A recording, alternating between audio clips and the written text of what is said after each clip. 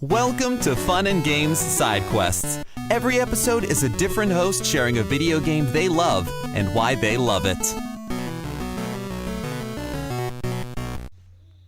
Hello there, this is Xeno, mostly known as Xeno9933 on Twitter, Instagram, and on Twitch.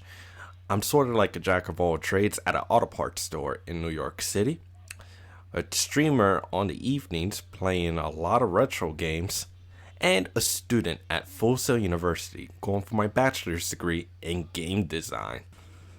So I play a lot of video games since the Atari 2600, and we're talking about a good 30 years of gaming, from the Nintendo Entertainment System all the way to the Nintendo Switch, the Xbox One, the PS4, and a couple of PC games as well.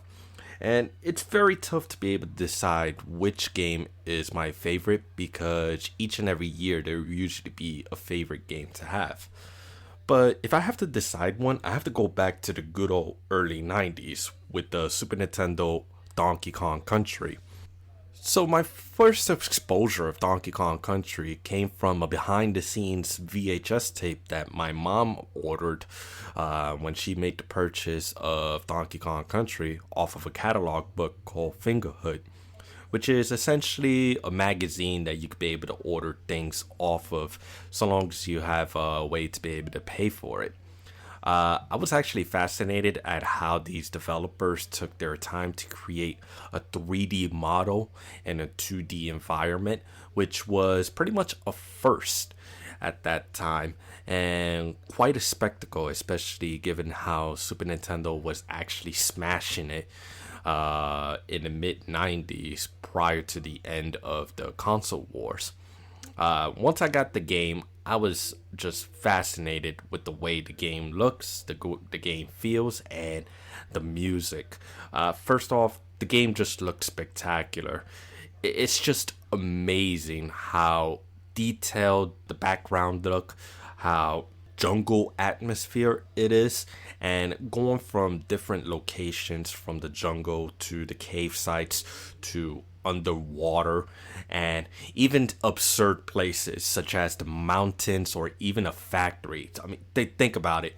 Who would see a gorilla and a monkey running around an oil factory? That is just absurd. And the characters themselves, it's just it's just hilarious.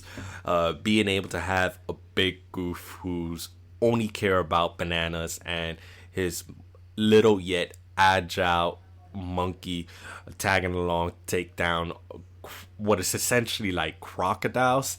It speaks Nintendo right off the bat. Like, I don't think any other gaming company would be able to create an absurdity just like that. It's just Nintendo right on the mark.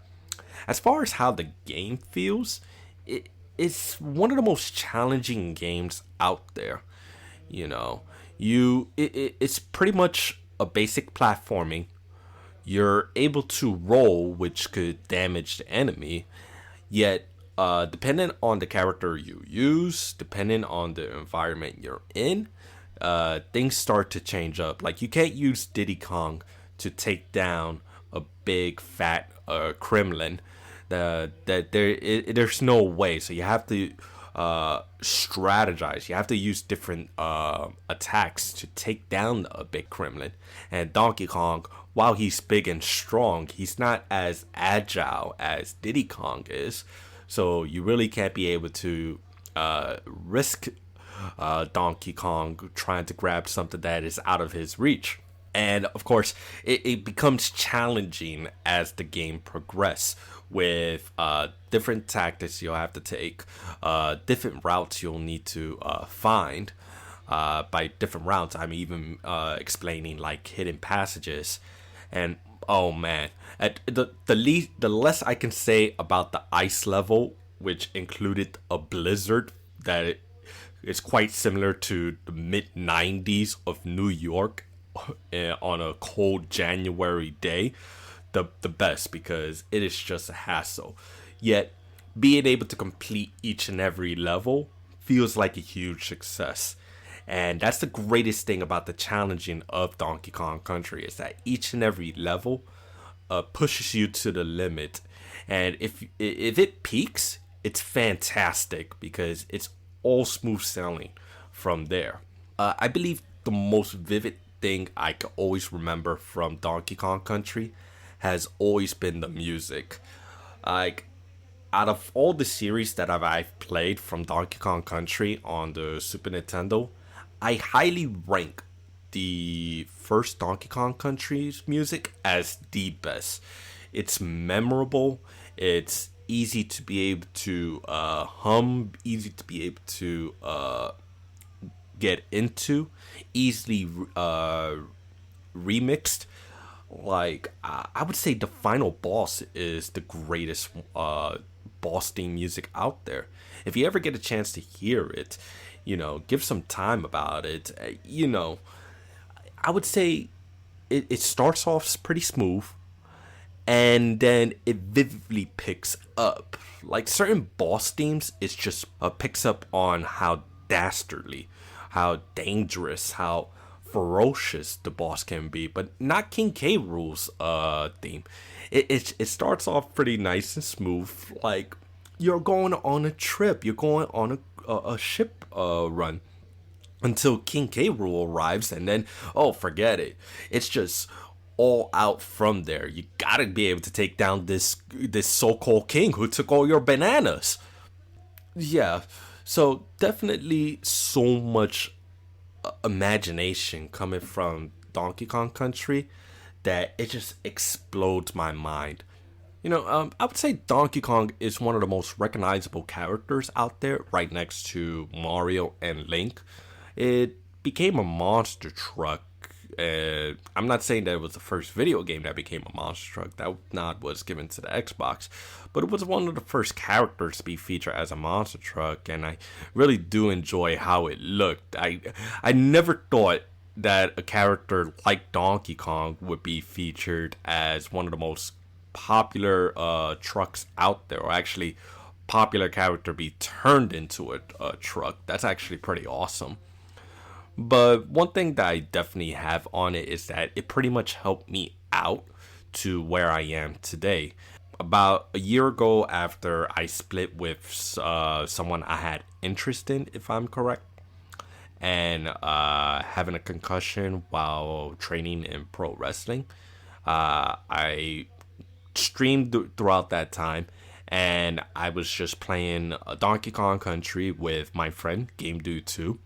And then all of a sudden, I got raided by some Call Me Johnny.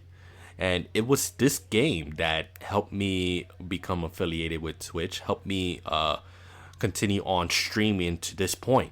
It was such a special occasion that two important things I wanted to do. One important thing I wanted to do back then, and one thing that I've done, was just go back and understand more about streaming, understand about rating and hosting others, to be able to continue on with the good wills of streaming. But the one thing that I did do was finally met some Call Me Johnny and asked them to sign my copy of Donkey Kong Country, which I do have it stored somewhere in my home. So yes, I do have an SNES cartridge with a signature of a streamer / YouTuber who helped me get to this point. So now every first Sunday of August, I would now consider that as Donkey Kong Day. So every first Sunday, I would get a chance to be able to stream a Donkey Kong game, whether it's Donkey Kong the original, Donkey Kong Country, Donkey Kong Country 2. Maybe get a chance to be able to get Donkey Kong Country or Donkey Kong games from the Nintendo Wii or the GameCube. And it's to be able to not only give thanks to those who got me to this point, but thank the character and the game itself for letting me enjoy their time, just making me feel like I'm there with them to be able to get all those bananas, because man, oh man, we need those bananas. I don't know why, but we need those bananas. So hopefully this could be able to excite you to try out Donkey Kong Country, the game, the music, anything surrounding Donkey Kong Country, except for the cartoons. I'd say stay away from the cartoons. As always, happy gaming.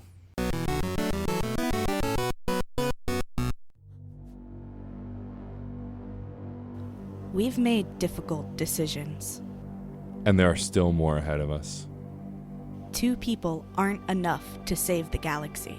We need the toughest, Smartest. deadliest allies. We need you. We need you to join us. And listen to Reignite. A certain point of view podcast about storytelling Love. and Mass Effect. Join us every other Thursday as we fight for the fate of an entire galaxy. You can find us everywhere you get your podcasts. Or at certainpov.com/reignite. We're counting on you. We should go. CPOV. CertainPOV.com.